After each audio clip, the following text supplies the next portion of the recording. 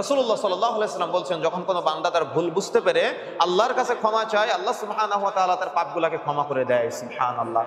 তাহলে যদি ভুল আমরা করেও ফেলি, তাহলে দয়াময় আল্লাহ কি অফার দিয়েছেন আমাদের, যে আমরা যদি তওবা করি তাহলে কি হবে, পাপ থেকে মুক্ত হওয়া যাবে। আমরা যদি ভুল করে ফেলেছি অনেক সময়, তখন যদি আমরা আজকে তওবা করি, রাসূলুল্লাহ সাল্লাল্লাহু আলাইহি ওয়াসাল্লাম বলছেন, পিছনে আমরা যত পাপ করেছি এই পাপগুলো সব আবার নেকিতে পরিবর্তিত হয়ে যাবে। সুবহানাল্লাহি ওয়া বিহামদিহি।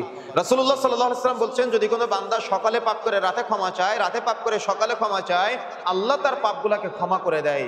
রাসূলুল্লাহ সাল্লাল্লাহু আলাইহি ওয়াসাল্লাম বলছেন, যখন কোনো বান্দা পাপ করার পরে, গুনাহ করার পরে সুন্দর করে ওযু করে, ওযুর পানির সাথে তার পাপগুলো ঝরে ঝরে পড়ে যায়।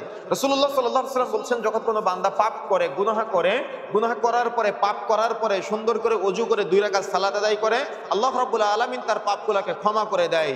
যদি কোনো বান্দা পাপ করার পরে, গুনাহ করার পরে তাহাজ্জুদের সময় জাগ্রত হয়ে 2 হাত তুলে আল্লাহর কাছে একাকী দোয়া করে, আল্লাহ রাব্বুল আলামিন তার এই হাতটাকে খালি হাতে ফেরত দিতে লজ্জা পায়। রাসূলুল্লাহ সাল্লাল্লাহু আলাইহি ওয়াসাল্লাম বলছেন, যখন কোনো বান্দা পাপ করার পরে, গুনাহ করার পরে সুন্দর করে খালেস অন্তরে তওবা করে, আল্লাহ রাব্বুল আলামিন তার পাপগুলো ক্ষমা করে দিবে তো দিবে, তার পাপগুলো সব আবার নেকিতে পরিবর্তন করে দিবে। সুবহানাল্লাহি ওয়া বিহামদিহি। আল্লাহ রাব্বুল আলামিন আমাকে আপনাকে এত এত এত অফার দেওয়ার পরেও পাপ থেকে মুক্ত হওয়ার জন্য, গুনাহ থেকে মুক্ত হওয়ার জন্য আমাদের কি কোনো ব্যক্তির কবরের কাছে চাওয়া লাগে?